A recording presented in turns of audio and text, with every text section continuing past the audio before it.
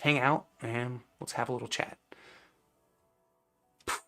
Okay, let me get that sip of water.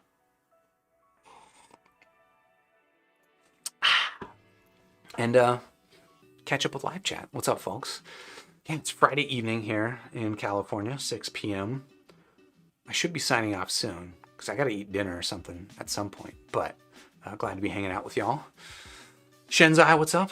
How you doing? I saw you asking about the tightness on the MMCX connectors, which I thought was a good connection or a good question, which is why I kind of mentioned it when I was doing the review here on the build. But if you were specifically asking about how tight are they in terms of like removal, I don't know, about average, pretty typical MMCX connector. But for me, the thing I look for in an MMCX connection is I want the cable to hold its position. I don't want it to rotate freely, and I think the Falcon Pro here is a pretty good balance. I'm also curious, anyone watching can tell me, did I at any point accidentally say Zen Pro? Because I know Dunu has the Zen Pro and the Falcon Pro, and I feel like as I'm talking, and like I feel like I'm catching myself almost saying Zen Pro a number of times, and I'm wondering then, did I miss myself? Did I miss it? Did I not catch it one time and accidentally say Zen Pro? I don't know. Anyway, how's it going? Vector, how you doing? Always good to see you. Falcon Paunch, indeed. So Vector, I know Vector, you've also got the Falcon Pro. Vector being a venerable member of the Super Review Discord server. Curious to hear from you. What about my description of the sound maybe do you differ from? I think that would be an interesting perspective. Shenzai saying, Dunu be tempting me with the accessories and the price, but MMCX, ugh. Oh, okay, interesting. So you're a two-pin prefer? I don't know if that's a word. Yeah, again, I don't really have a strong preference, two-pin versus MMCX. I tend to prefer two-pin just because I have more two-pin IEMs now at this point, and it becomes easier to swap cables. I don't have to stock MMCX cables or anything like that, but I don't know. Apart from that, don't really have a strong preference. Adam Mobius asking, who is Tom? So Tom is, I actually don't know specifically his role.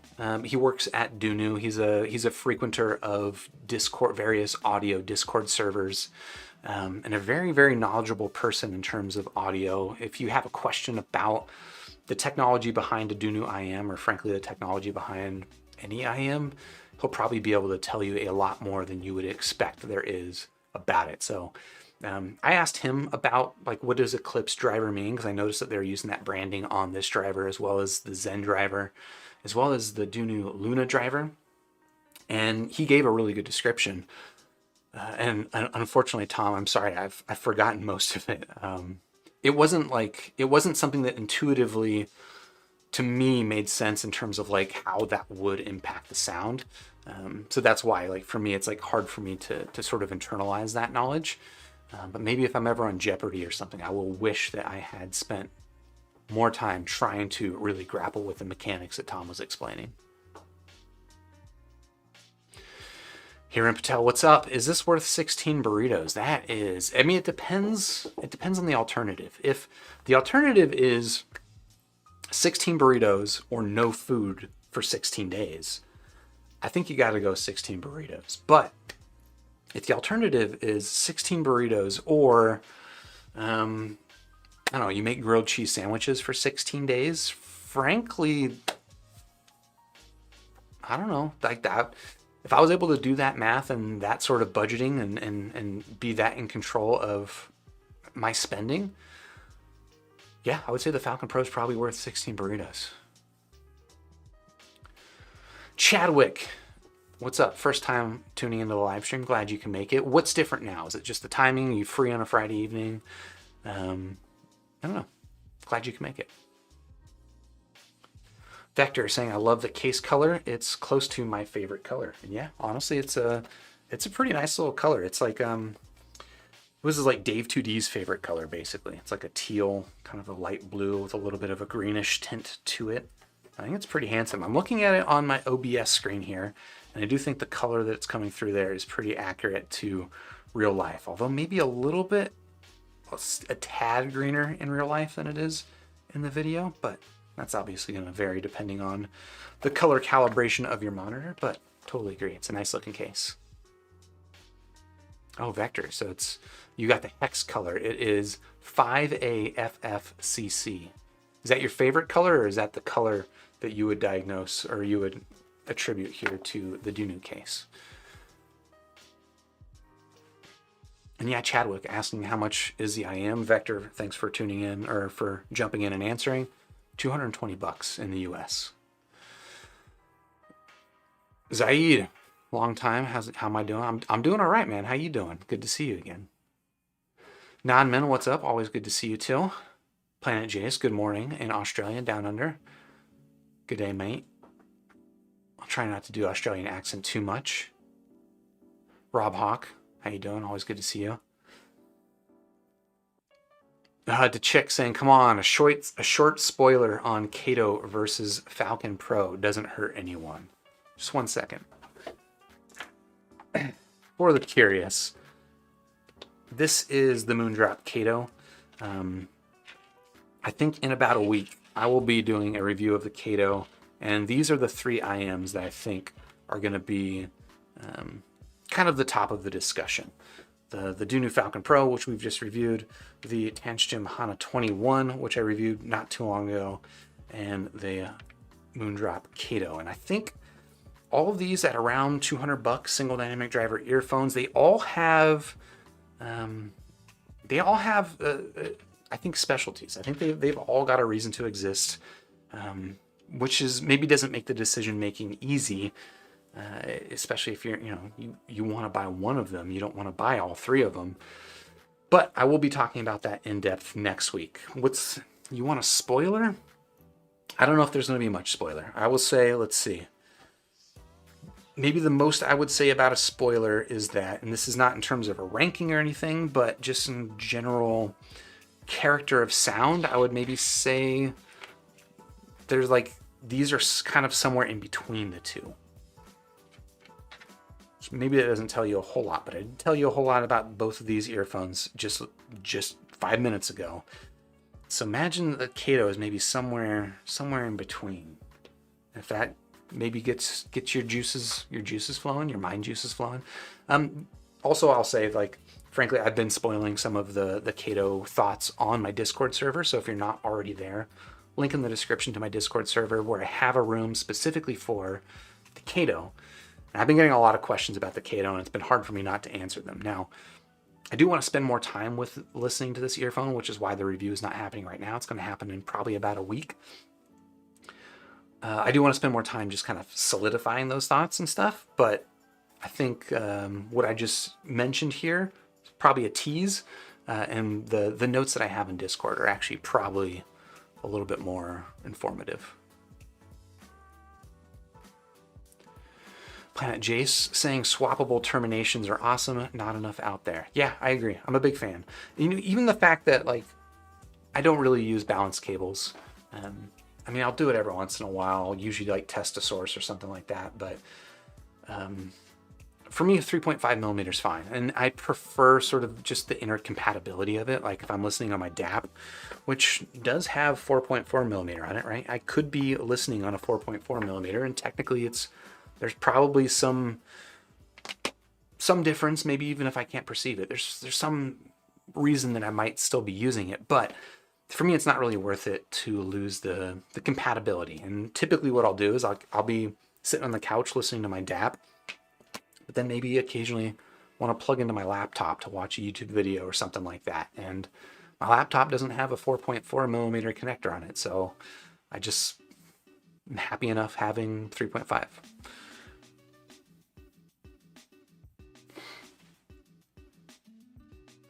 Shenzai saying maybe they can make swappable XLR. Yeah, maybe. They probably could do that. It would be pretty bulky though. Hiren saying, I like how Dunu gives you good extra stuff. And I agree. Dunu's it's interesting too. It's I've reviewed a number of different Dunu IMs, from the SA3, which is I think $140 here, the Falcon Pro, $220. The EST 112, which was 490, the SA6 550, and then the Dunu Zen was like $800. So a pretty broad range of prices. And I don't remember specifically with the SA3, but with the other ones, I feel like they've all come with basically the same accessory package, which is a very generous accessory package. So when you get that with an $800 IM, it's like, nice. I paid $800 and they didn't skimp out on this stuff. But when you also get it with a $220 IM, it's like, it's actually kind of surprising. And frankly, you know, I unboxed this IM a couple of weeks ago. I measured it, and then I kind of put the box in storage. And then as I was preparing for this video, I was starting to lay everything out, and I was like, holy moly, I forgot this is a $220 IM, and it's actually pretty nice. Non-men predicting a 3-star rating. Not quite, 4 stars for the Falcon Pro. Adam Mobius also predicting a 3-star rating. Shenzai, however, you got it right.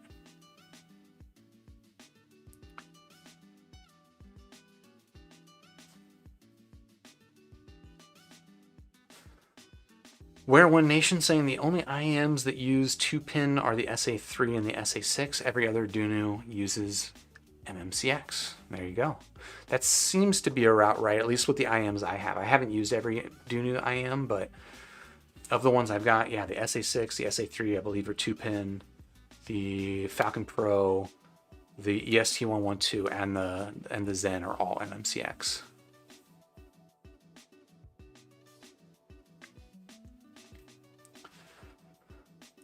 Wear One Nation saying the Dunu logo splattered on the edges of the Falcon Pro reminds me of the foil wrap used on fancy chocolate boxes. And I can definitely see what you're talking about. What does the rooms read on the design here of the Dunu?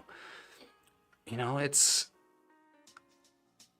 actually think this is frankly one of Dunu's nicer looking IMs, and it's not one of their most expensive. I think it's just, it's a nice looking IM, and it's got enough style to it to keep it interesting, but I don't think it's overdone. I don't think it's corny or anything like that. It's a little bit subtle, and it gives it a nice bit of intrigue. Yeah, I think it's generally a nice looking IM. Adam Mobius saying, I think it reminds me of these popular handbags I see, hence the Louis Vuitton references. Very much agree with you. There's probably some Louis Vuitton fans out there being like, that is nothing like Louis Vuitton. But for folks like me who are not Louis Vuitton fans, it kind of looks like a Louis Vuitton bag. Rise Up Light. Pondering. Do I buy this? It's up to you.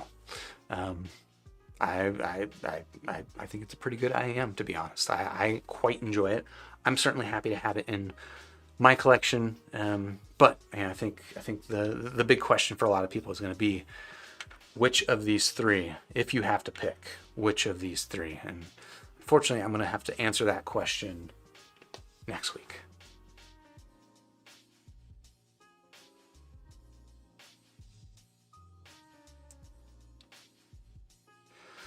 Huron saying, I don't like how Mark says Falcon Pro, now gonna do 3 stars.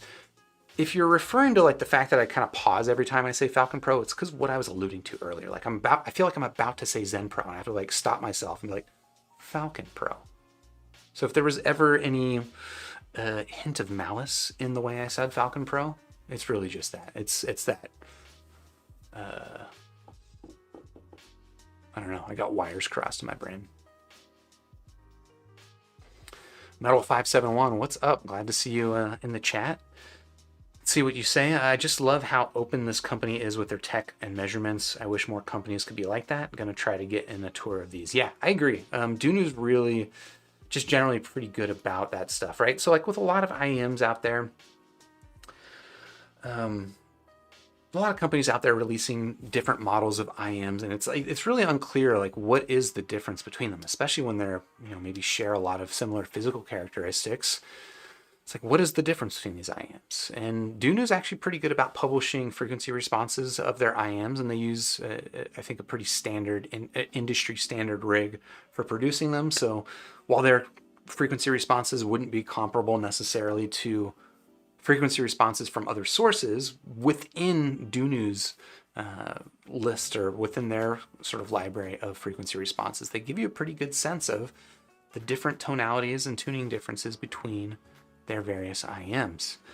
And then, yeah, to your point, Metal, even further, even beyond just kind of being very open about the tuning choices that go into their IEMs are also very, and I think a lot of this comes from Tom, the aforementioned Tom. He's just very open and willing to talk about the technical stuff behind the scenes.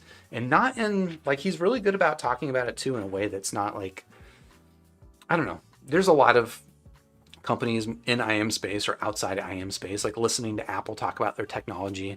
They're going to talk about it in this way that, you know, they'll give it brand names, and I guess in some way Dunu did come up with a brand name for their drivers. But it can sound a little bit fluffy. And I think, you know, the way that Tom talks about the Dunu stuff, it's not necessarily talking it up. He's just kind of like being really transparent with what goes into the build and sort of the technical aspects of designing IMs. Talks even openly about some of the challenges with tuning and stuff like that. And I think that is pretty cool. It makes him certainly a lot more deep of an engagement than your typical IM spokesperson. Just any brand spokesperson, to be honest. The chick asking, would I make a setup tour? Because me, it's amazing how I make everything live. Oh, doing like a tour of the video production? Maybe. Here's what we need to do. I've been watching these videos lately. We need to get the attention of Gerald Undone. Gerald Undone is a YouTuber who, I think he's been around actually for a while, and I feel like I've heard him referenced in the YouTube space of other YouTubers that I follow for quite a while. But I've actually just recently, and maybe this isn't the best way to get into his good graces, but just somewhat recently, and probably the past 2 months or so, started watching his videos. And I really like his behind the scenes videos where he does tours of the setups of other YouTubers, and he goes through with the clipboard and gives them very serious ratings. Gerald Undone, if you want to do a tour of behind the scenes of the Super Review live studio, I'd be happy to have you on here. We can even make it purple if you want, but you don't have to. But yeah, to check if you want that to happen. Let's bug Gerald Undone and see if we can make it happen. Because if I do it myself, it's not going to be that interesting.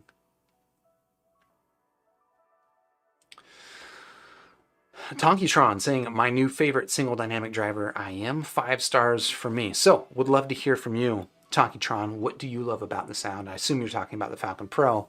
What is it that you love about it?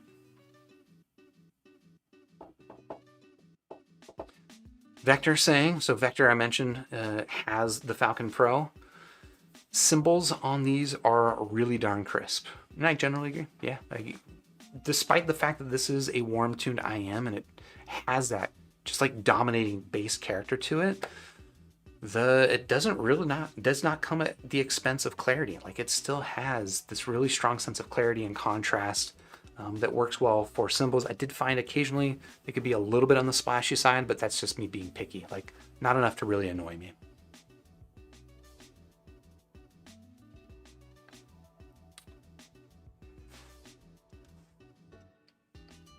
Vector saying 4 stars for Captain Falcon Pro. Is that your rating?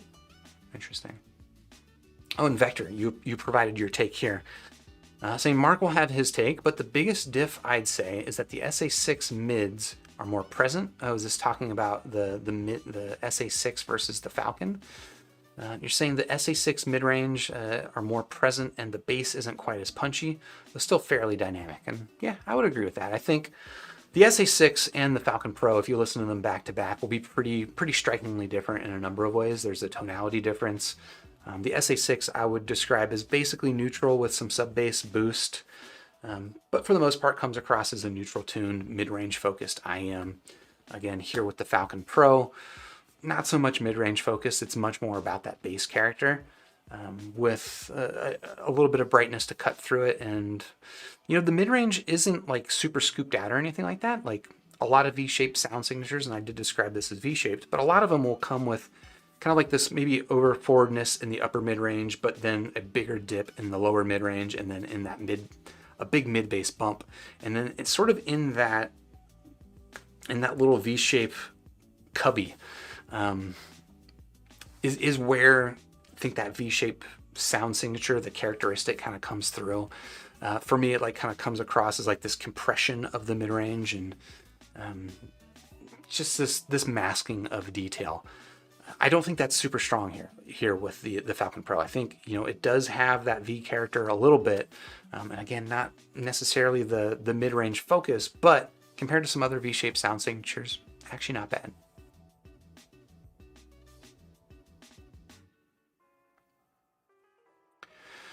Herein asking, why stop at 1 dynamic driver? Why not 10?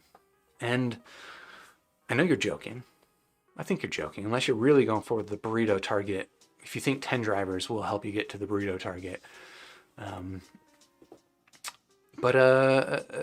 there's some IMs that have 2 dynamic drivers. I think the most I've seen is KZ has a 3 dynamic driver earphone. I haven't heard that one, but there are some ridiculous number of dynamic driver earphones, but we haven't quite gotten to 10 yet. Maybe one day. Kato. Planet Jace, you're asking about the Kato. Hopefully sated you enough with the description and the tease I gave a little bit earlier. Metal571 saying the SA6 is damn, loved that thing. Yeah, very good sounding IM. Oh, and Vector making, I think, a pretty good point about why probably there aren't 10 dynamic driver earphones. The Sony Z1R is a dynamic, sorry, let me start over. The Sony Z1R is an IM that has 2 dynamic drivers in it. It's also got a balanced armature as well. But Vector making the good point that the Z1R is kind of already on the large side with 2 dynamic drivers. You can imagine if you start adding 4 dynamic drivers, you're probably looking at a pretty large IM, whereas the balanced armatures, they're just little tiny things and tend to be able to stuff a lot in there. I know you were joking around, by the way, but thought I would answer that question seriously for no good reason. Metal saying, let's see. Only kind of sort of, the original Zen definitely isn't my thing, and I'm not super focused on dynamics for my own music compared to some other reviewers. The IR M9 would probably be number 1 on my want list to try. Interesting. Yeah, the M9, I only heard it briefly. That is an IM I would love to spend some more time with, but pretty good sounding. I'd say, again, I think I was listening to it at the same time that I was listening to the 64 Audio Trio. And I think the Trio I love the Trio so much that in contrast, the M9 seemed a little bit boring. Maybe the treble was a little bit gritty too, but that was, again, based on a short impression. My Life Matters saying, I was shocked that the Luna used market is around $700. That's close to $1,000 off. Yeah, I'm curious. So the Dunu Luna, for folks who aren't familiar, is, I believe, the first IM that Dunu released with the Eclipse driver. In that case, it's actually a 100%. This is how I understand it, a 100% beryllium driver, not beryllium coated, but like the whole thing is made out of beryllium, something like that. But it's special in sort of that sense. It's also physically, like, it's pretty beautiful. But sound wise, it's got some characteristics to it that are pretty appealing, but I don't know. I don't think it quite lives up to its like $1,600 price. Abel saying, hello, what's up? How you doing? Wenkern Boys, thanks for the super chat. Asking, will I try the Jade Cali EP05 and EP09? To be honest, I'm not familiar with what those are. Can you elaborate? Jade Cali is a brand I tend to associate with cables and dongles. So my guess is that those are dongles. If I'm right about that, I'll answer your question now, and that I probably won't check them out just because I haven't Um, I don't know. I just haven't gotten that into the differences between dongles. I've got the Apple dongle, I've got a Meizu dongle, I've got like a freebie Pixel dongle.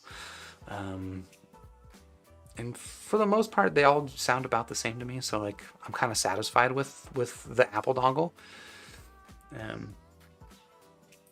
Yeah. Hopefully that answers your question.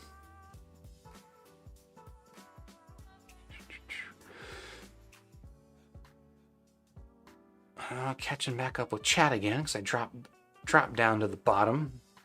Sam G, any update on the Melee review? So that still should be coming. I want to say like October 8th at the soonest.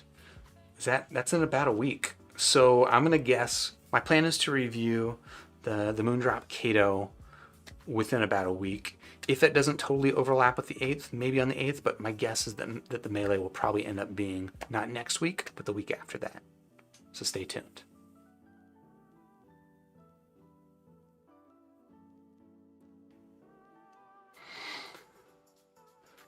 Sam G saying your description of the Hano 21 sound signature almost sounds W-shaped with mids brought forward. And that is definitely a way that some people might describe it. W-shaped sound signatures, I think it's just a term that I tend to not use because, I don't know. The difference between a W-shaped sound signature and a V-shaped sound signature to me is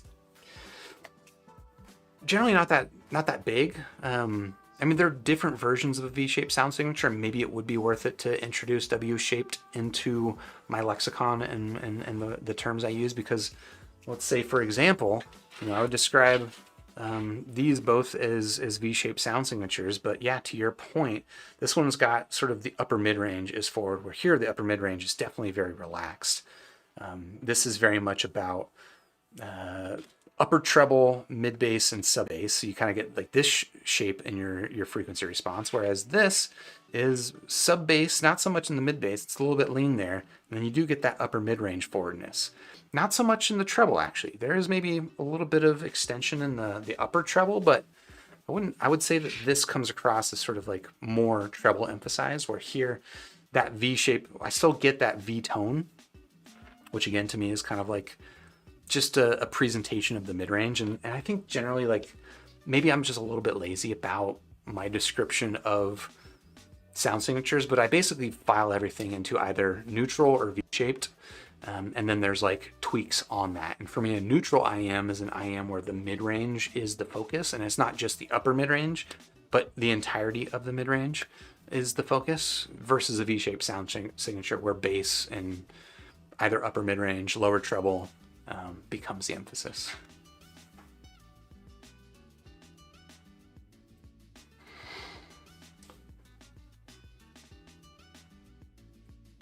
Bokiro asking, I think, a very important question. On a scale of pro and professional, how professional is the Professional Pro Falcon? Which I'm going to treat as a troll question because I assume you're trolling, but it does bring up the question, like, why is it pro? What makes it professional? Certainly not like a studio monitor tuning or anything like that. I wouldn't use it for that. But I also haven't heard the original Falcon, so maybe bass versus the original Falcon, it is closer to professional tune. I doubt it. I would not. I would just not. I would treat pro as like a plus, as like an extra. It just means it's new. Try not to treat it too seriously.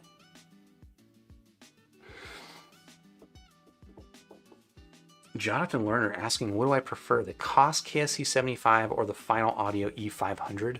They're very different. You're talking about an IEM versus an on-ear headphone.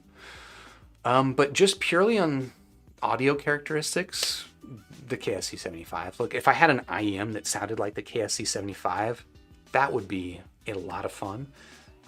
Not very strong on the bass, but again, like, I'm fine with that. Yeah, I would take the KSC75 just purely on sound. Now, obviously, the form factor, a big difference.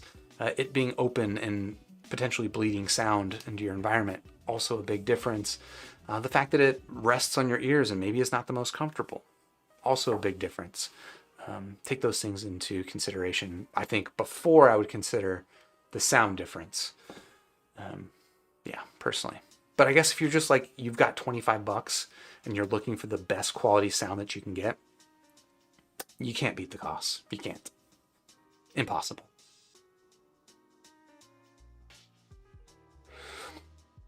Planet J is saying, I think you're scanning chat and then changing my rating after I see your prediction out of spite and jealousy. Admit it, Mark. So here's a true fact.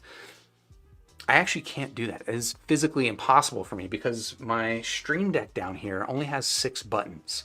And one of those buttons, every time before I do this video, I have to map it to one of my star ratings. So before this video, I had to map it to 4 stars.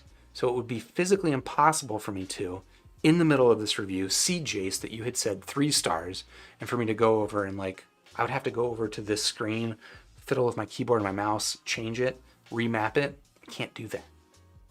Just face it, you got it wrong. It's okay. It's early morning there, it's fine. Like, I get it. You're not all there. It's cool. I'm not all there in the morning, especially not on a Saturday morning. Don't beat yourself up about it. Tonkytron, so you were the one that said you gave the Falcon Pro 5 stars out of 5. You said you're a mid-bass junkie. Falcon Pro has excellent mid-bass. Definitely agree.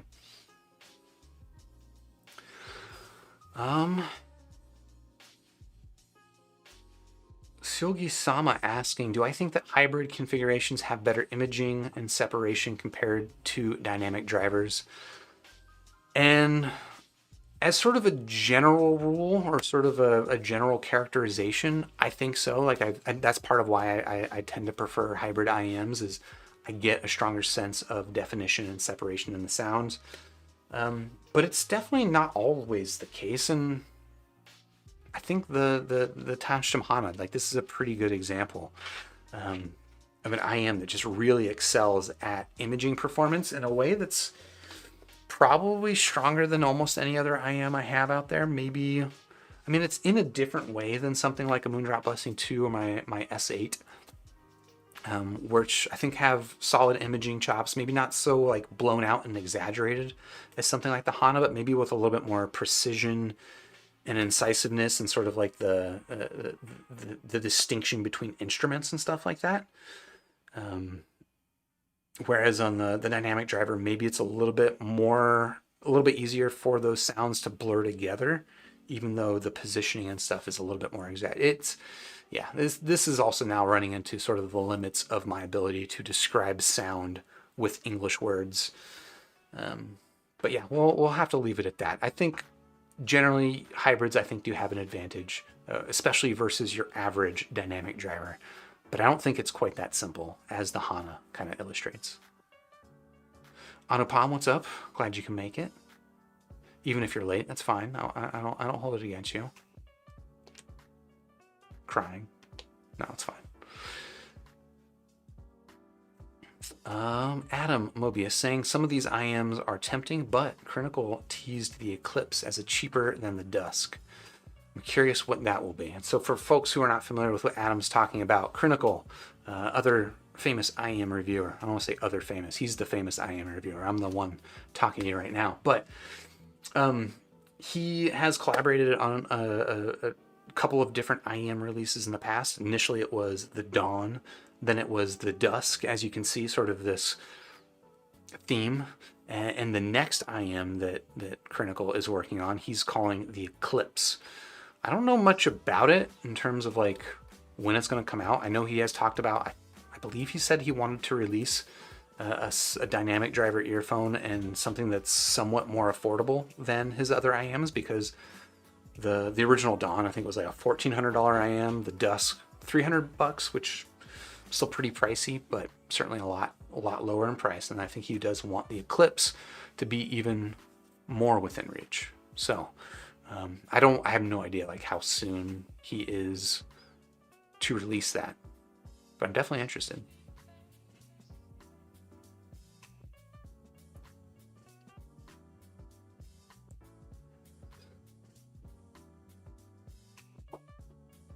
Alejandro asking, important question, when am I gonna when am I going to get Metal to do a Q&A with me? Interesting. I've talked about this before. Like, I'm not good about organizing collaborations with other folks. Certainly down for it, but I don't know what it is. I'm bad about reaching out and making the first move. So open for it, but I don't know. Maybe I need more encouragement. Sam G saying, calling it like it is. The JVC's ergonomics are what made me return them. Yeah, and I can get that. I can definitely get that. It's the JVC's and IM. I love the sound of it. But in my day-to-day life, do I use it that often? Not so much. And a lot of it comes down to ergonomics. Planet Jace, I said Zen Pro almost every time. Oh my gosh. I think you're joking. I don't believe you.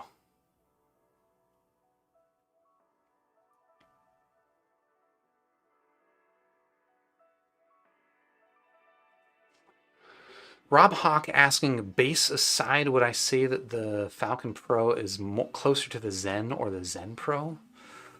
I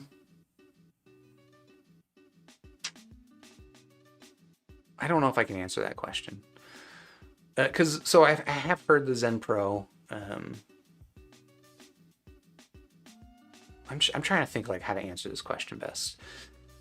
I feel like the difference between the Zen and the Zen Pro like doesn't bring either of them closer to the Falcon Pro. I think the Falcon Pro, you know, it's got that base character in common with both of the Zens. I think that base character is a little bit stronger on the original Zen versus the Zen Pro. But does that mean that it's more like the Falcon because it's stronger there? Well, I don't know, because I didn't compare them all head to head, and maybe the Zen Pro is actually a little bit closer to the Falcon Pro because the base character is a little bit toned down, which maybe brings it a little bit closer to the Falcon. I don't know. I guess the difference between the Zen and the Zen Pro just really does not bring either of them closer or further from the Falcon.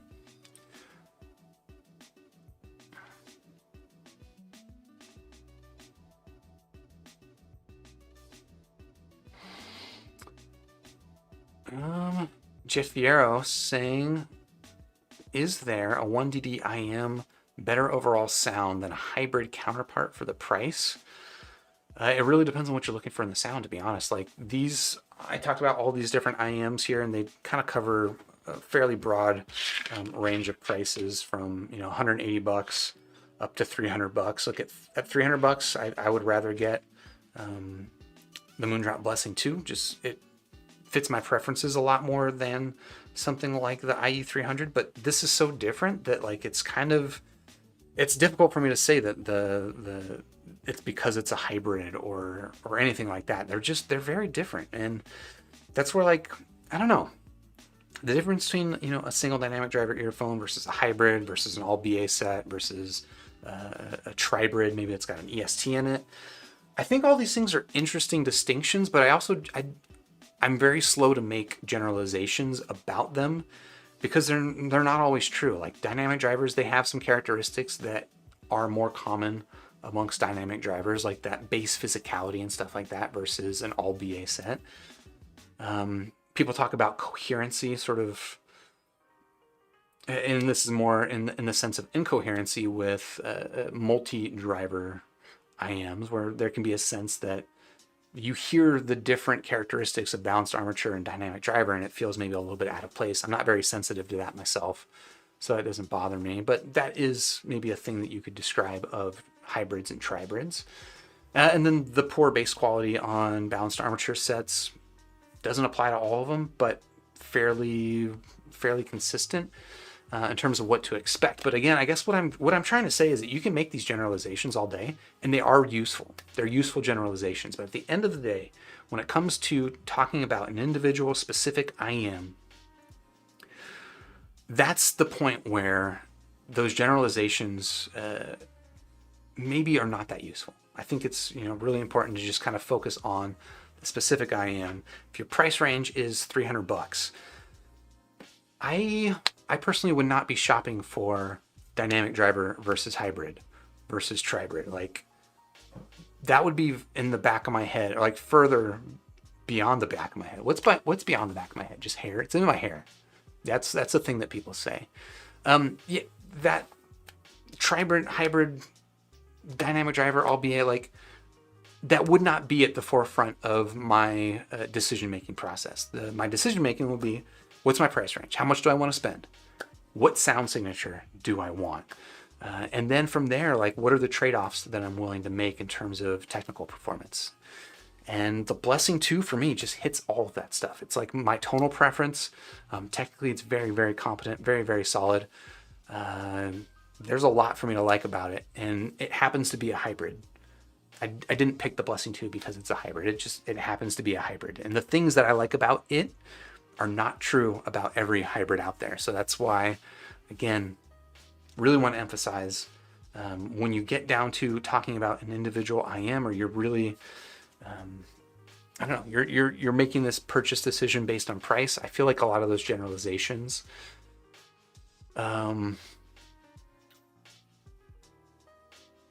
just don't get married to them.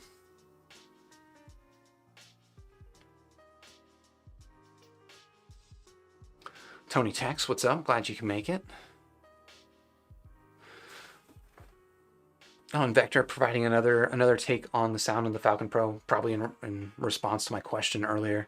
And sorry, I'm a little late to this, but you say it's a mild V shape that relaxes the mid-range. For me, the treble emphasis does save it from being muddy, so I'd call this thick done right.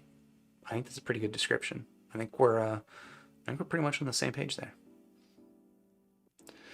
Anupam, you just said the word dab. You didn't give me the dab emoji. Is that enough? It's not quite enough.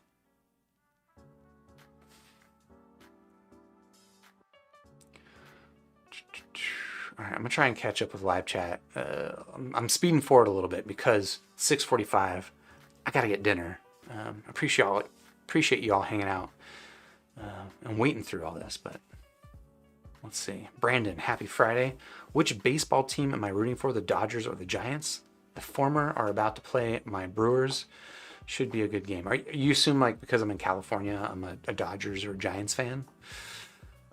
Truth of the matter is, I don't know much about baseball. I haven't watched baseball since I was a kid. I would describe myself as a former Giants fan. When I was a kid, I liked the Giants. But this is like a long time ago. For the olds out there in the crowd, Will Clark, Matt Williams, those are the names that I remember. But yeah, that's how long ago I was a Giants fan. It's been a while.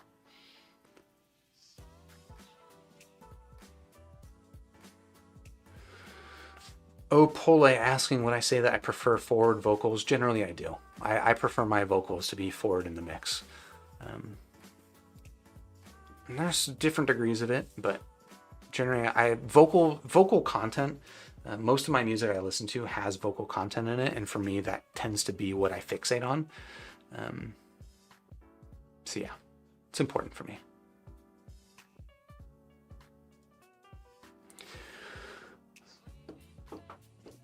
Ooh, and Vector providing your own take on the Falcon Pro versus Zen Pro. I'm gonna read this out before I close out the chat. But Vector saying, to add to Mark, the Zen Pro and the Falcon Pro have a similar kind of bass character, but it's much clearer and more detailed than the Zen Pro. Again, I didn't compare them head to head, but I think I'd probably agree with you there. The bass on the Zen Pro is more separated out from the mids and the highs than on the Falcon Pro. And the Zen Pro bass is generally rather detailed, whereas the Falcon Pro's bass is a little woofy sounding, but still pretty dynamic. Cool. Yeah, thank you for that take. And just for reference, or for folks who don't know, Vector was actually recently at Can Jam and got to spend some time listening to the Falcon Pro and the Zen Pro back to back, which is actually a thing I have not been able to do. So I think it's a pretty good take. And on that note, I'm going to close out this live chat. Thank you all for tuning in, for watching. Really appreciate the conversation and the questions. Even the 10 burritos, no, 10 dynamic drivers, 16 burritos. Those questions were great too. But yeah, have a great weekend. If you haven't already, like the video, subscribe to the channel, all that jazz. But But yeah, have a good one, and I'll catch you next time. Cheers.